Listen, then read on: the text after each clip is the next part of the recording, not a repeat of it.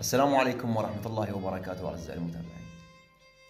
تلقينا قبل قليل خبر وفاة الفنان الكبير علي داخل.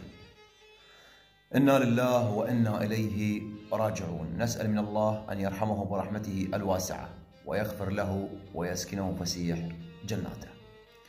علي داخل فنان عراقي من طراز مختلف ومتميز.